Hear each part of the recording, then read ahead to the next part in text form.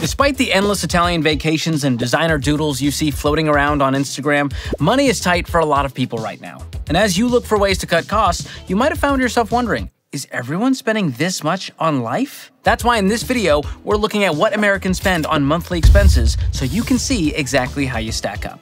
Plus, you're gonna find out how to get financial margin in your budget no matter your income, which is the ultimate game changer for building wealth. You know what else is a game changer for building wealth? This YouTube channel. So before we get going, go ahead and hit those like and subscribe buttons to let the algorithm know you're all about those gains financially. Although I do watch a lot of protein videos, I don't know why. I'm not gonna eat that much protein in a day. Where are you guys getting this much protein?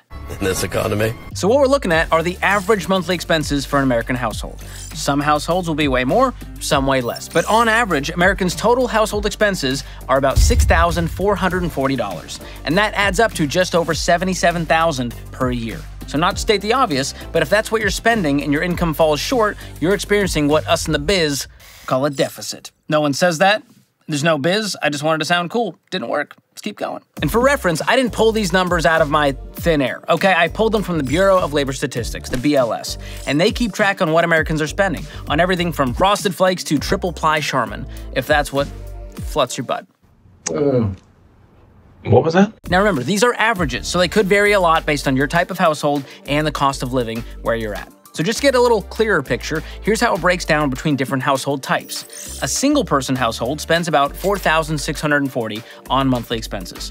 Married couples without kids spend about $7,390 on monthly expenses. And a family of four spends between $8,450 and $9,800 on monthly expenses, depending on the kids' ages, of course. We all know the havoc that pubescent humans can wreak on your grocery budget, descending on the pantry like a plague of locusts. Total devastation. Gotta get that protein, though. Protein. Now, these numbers give us a big picture idea of what our expenses might total up to in any given month. But what exactly are we spending all of this money on? Well, let's look at the 10 major categories of household living expenses. Again, keep in mind, averages, not necessarily what you should spend each month. Starting with housing. Keeping a roof over your head costs a lot of dough. Not to mention the cost to do so went up 4.7% in 2023. And that's why it shouldn't really be a surprise that the biggest expense for pretty much everyone is housing, which costs on average $2,120 per month. When I say housing, I'm not just talking about your rent or mortgage payment, it's that plus property taxes, homeowners insurance, home repairs, utility bills, and furniture apparently. I mean, you gotta have your semi-annual trips to IKEA, and you know the slogan, come for the Nordviken dining table and stay for the meatballs. They're authentic. Straight from, I think they import them from Sweden with the furniture. It all just comes together. Meatballs with the, plywood. So good and tasty. So if you don't want to be house poor, which basically just means you're spending too much money on housing, keep your housing costs at no more than 25% of your take-home pay. For example, if your rent is $2,000, your take-home pay would need to be about $8,000 every month in order to avoid becoming house poor. That way, you can actually enjoy your home instead of stressing about how to afford it or sacrificing other financial goals to do so. The next expense on the list is transportation, coming in at an average of almost $1,100 per month. This includes airline tickets, gas, auto insurance, repairs, and here's the big one, car payments. Now, unless you're Taylor Swift, you're probably not taking a plane to get to the office. So we love our cars in the good old USA. In fact, the average monthly payment for a new car is now $735. You want a secret to cut your transportation costs in half? Get the car payments out of your freaking life and pay cash for a reliable used car instead. That's all I'm gonna say about that. Moving on. Food is the next highest monthly expense, no surprise there, costing us on average $832 per month. And that includes food at home, which we spend about $504 on, and food away from home, which comes out to about $328. So whether you're making Swedish meatballs at home or you're getting them at Scandinavian furniture stores, it's gonna eat up your budget. Here's a pro tip for you. If you need to lower your food budget, start meal planning. When you plan out your meals before you head to the grocery store, you're more likely to only buy what you need, and you skip those impulse purchases like the party-sized Cheeto Puffs when we both know there's no party, bud. All right? Put the bag down, Brandon. Back away slowly. You would probably be surprised to know that I spent a lot of time alone. And having this meal plan will also keep you from making an expensive trip to the Mexican joint down the street because you just didn't know what to make for dinner, but you knew you needed guac. So how about this? Try a new Mexican restaurant in your own home. It's called Mi Casa. It's a culinary experience where you cook your own dang food. Your mom doesn't work there. Make yourself a dang quesadilla. Fine. Next up, at almost $800 per month, personal insurance and pensions is the next expense category, which actually increased 9% from 2022 to 2023. Now, what the heck does personal insurance and pensions mean? Well, personal insurance is basically another name for life insurance, which is about $46 a month for the average American. And that leaves about $750 per month going toward those pensions, which may seem random since most non-boomers don't have a pension plan.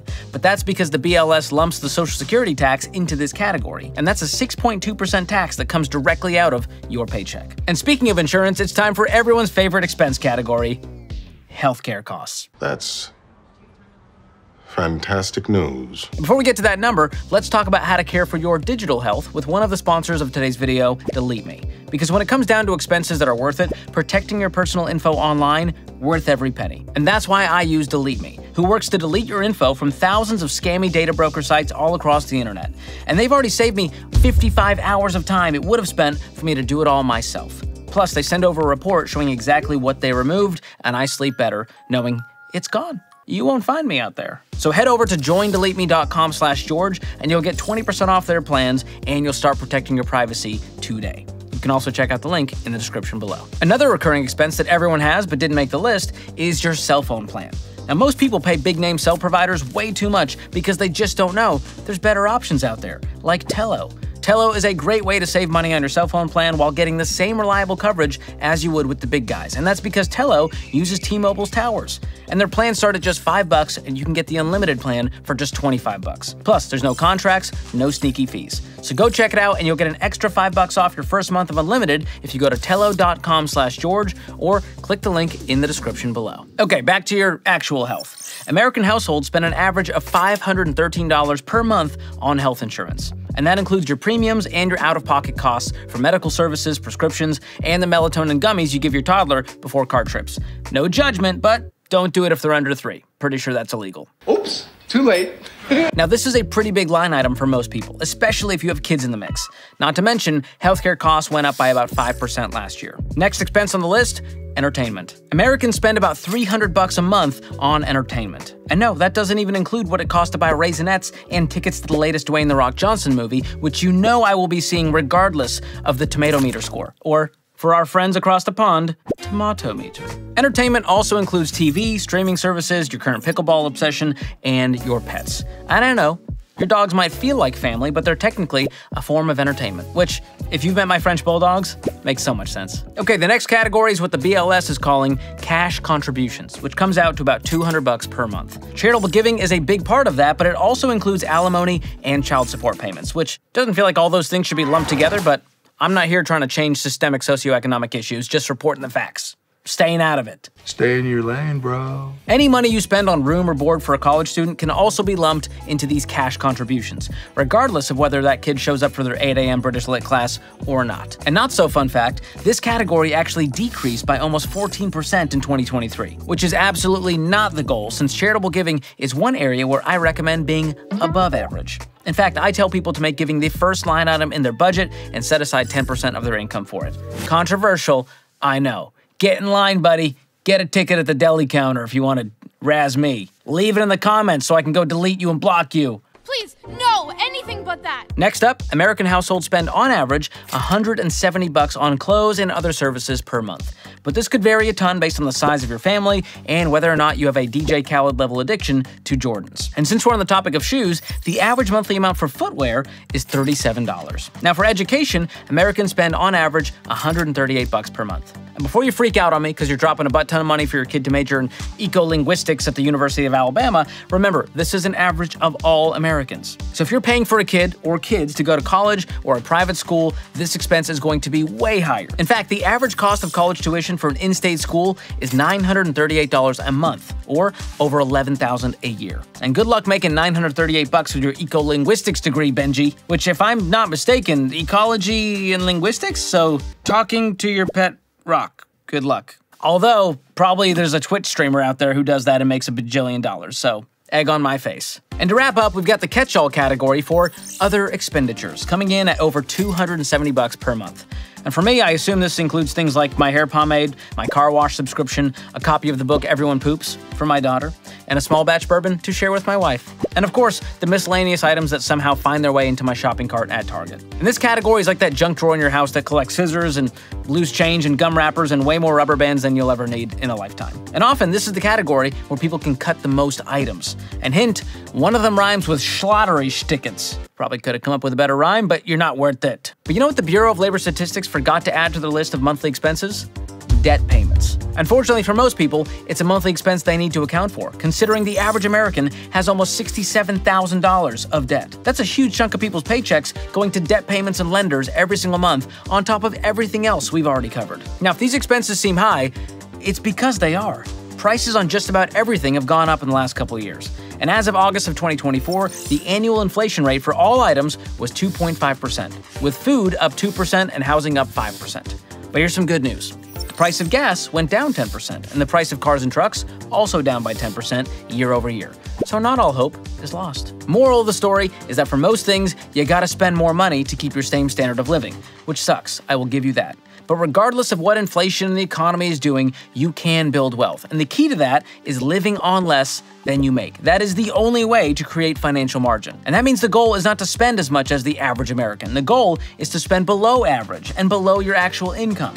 Why? Because average is broke and living paycheck to paycheck. Normal sucks. And if your paycheck is not adding up to your monthly expenses, the chances are you're going to go into debt further and further every single month. Now, I get that you have to take care of the family, but don't just complain that your expenses are too high and use that as an excuse to stay in debt and make zero progress. Make the sacrifices you need to create margin and get ahead with money. It's not always going to be fun, but it will always be worth it. Now, I believe that everyone, no matter their income or wealth level, needs to be following a budget. But if you legit can't afford your living expenses or you have no idea what your actual expenses are, you need one like real bad. It's going to help you plan and visualize every expense as well as show you where you can cut back to get more margin. And it might show you need to go make more, even if that's with some side hustles.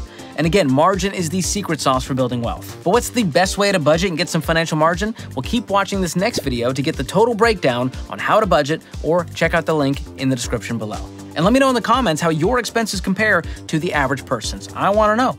Dark curiosity. As always, thanks for watching. We'll see you next time.